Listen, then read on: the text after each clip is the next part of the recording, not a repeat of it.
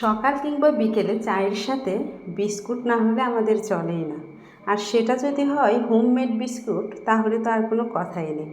আসসালামু আলাইকুম ভিউয়ার্স, কেমন আছেন সবাই? নিশ্চয়ই খুব ভালো আছেন।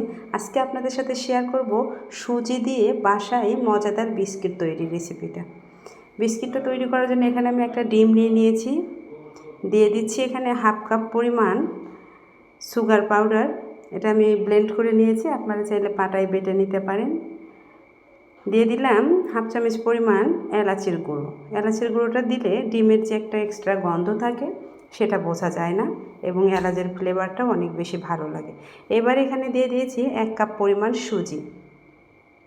দিয়ে দিলাম হাফ কাপ পরিমাণ গুঁড়ো দুধ, এবং দিয়ে দিয়েছি হাফ কাপের কিছুটা কম বাদাম গুঁড়ো।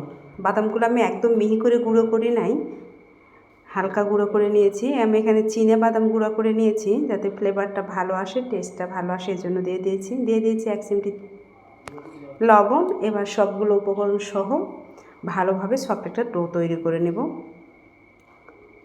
ডোটা প্রথমে কিন্তু দেখতে অনেকটা নরম মনে হবে, তারপর 10 থেকে 15 মিনিট রেস্টে রেখে দিলে তাহলে অনেকটাই শক্ত হবে। এই যে চলে এসেছি 10 থেকে 15 মিনিট পরে। এবার একটা প্লেটের মধ্যে সামান্য ঘি দিয়ে একটু ব্রাশ করে নেব, যাতে বিস্কিটগুলো তৈরি করে এখানে রেখে দিতে পারি। তেল বা ঘি যে কোনো কিছু এখানে ব্রাশ করে নিতে পারেন। আমি প্লেটে মাখানো ঘি থেকে কিছুটা ঘি হাতে নিয়ে হাতে একটু মাখিয়ে নিয়েছি, যাতে বিস্কুটের শেপ দিতে আমার অনেক বেশি সুবিধা হয়।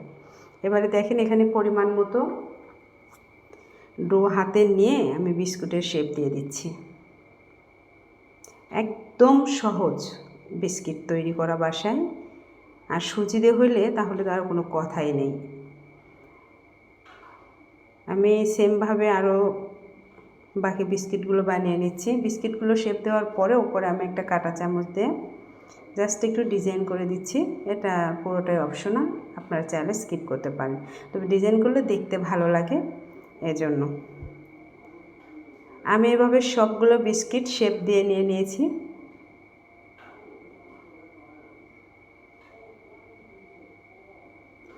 এবার বিস্কিটগুলো জাস্ট তেলে ভেজে নিলেই তৈরি হয়ে যাবে ক্রিস্পি মজাদার বিস্কিট। আমি প্যানে তেল দিয়ে, তেলটা একটু গরম হয়ে গেলে এর মধ্যে বিস্কিটগুলো দিয়ে দিচ্ছি। আর বাসায় বিস্কিট তৈরি করার সবথেকে ইম্পর্টেন্ট যে টিপসটা হচ্ছে, সেটা কিন্তু আপনার ওই সব সময় লো হিটে বিস্কিটটা ভাজি করতে হবে, তাহলে কেবল বিস্কিটটা অনেক বেশি ক্রিস্পি হবে এবং ভালোভাবে কুক হবে। হাইটে জাল করা যাবে না, তাহলে পুড়ে যাবে, ভেতরটা কাঁচা থেকে যাবে বা ধরেন ভেতরটা নরম থেকে যাবে, পুরোটা বিস্কিট ক্রিস্পি হবে না। আমি লো হিটে সবগুলো বিস্কুট এভাবে ভাজি করে নিচ্ছি। দেখেন আমার বিস্কুটের কালার দেখলে বুঝতে পারবেন যেটা কতটা পারফেক্টভাবে কুক হয়েছে এবং কতটা ক্রিস্পি হবে এটা খেতে। সকালে 1 কাপ চায়ের সাথে এরকম 2-4টে বিস্কিট হলে সকালের নাস্তা বলতে আর কিছুই লাগে না আমার। বিস্কুটগুলো ভাজা হয়ে গেছে, এবার সবগুলো বিস্কুট তুলে নিচ্ছি। বন্ধুরা, সবসময় বাইরের জিনিস কিনে খাওয়ার থেকে যদি 2-1টা জিনিস আমরা বাসায় তৈরি করি এরকম, তাহলে বাচ্চাদের জন্য স্বাস্থ্যের দিকটা অনেকটা খেয়াল রাখা যায়, বা অস্বাস্থ্যকর কোনো কিছু ওদের খাওয়াতে হয় না, খরচাটাও অনেক বেশি কম পড়ে। এভাবে যদি বিস্কিট বানিয়ে আপনি কাঁচের জারের মধ্যে সংরক্ষণ করেন, তাহলে 1 থেকে 1.5 মাস পর্যন্ত এই বিস্কিটটা ভালো থাকবে এবং ক্রিস্পি থাকবে। আমার সবগুলো বিস্কিট ভাজি করা হয়ে গেছে। এবার আমি বিস্কিটগুলো একটা সার্ভিং ডিশে তুলে নিচ্ছি।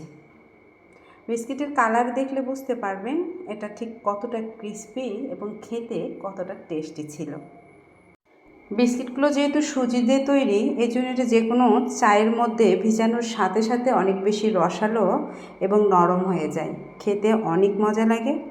তো বন্ধুরা, যদি বিস্কিটের রেসিপিটা আপনাদের কাছে ভালো লাগে তাহলে বাসায় একবার ট্রাই করতে পারেন এবং একদিন বানিয়ে সংরক্ষণ করে রাখতে পারেন 1 থেকে 1.5 মাস পর্যন্ত। আপনারা যারা রেগুলার আমার ভিডিওগুলো দেখেন, আপনাদের সবার জন্য অনেক অনেক শুভকামনা এবং ভালোবাসা রইল। ভালো থাকবেন সবাই। আল্লাহ হাফেজ।